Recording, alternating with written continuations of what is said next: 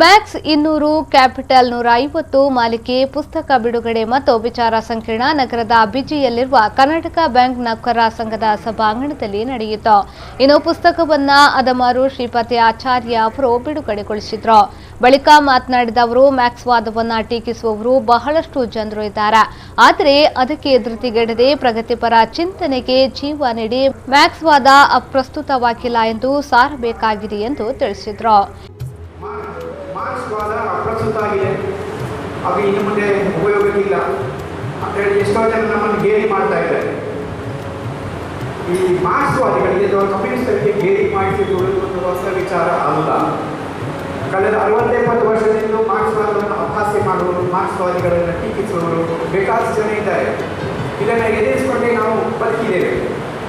ಆದರೆ ಮಾರ್ಕ್ಸ್ ವಾದದ ಎದುರಿಸಿದ ಎರಡು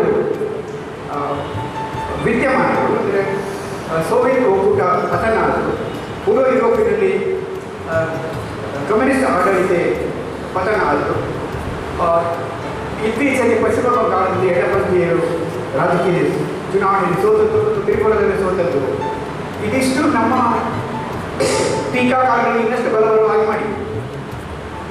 ಹಾಗಾಗಿ ಇದರಿಂದ ನಾವು ಧೃತಿಗೆಡುವಂತಹ ಸಂದರ್ಭ ಇದೆ. ಈ ವೇಳೆ ಜಿವಿ ಶ್ರೀರಾಮ್ ರೆಡ್ಡಿ, ಜಿ ರಾಜಶೇಖರ್ ಮತ್ತಿತರರು ಹಾಜರಿದ್ದರು.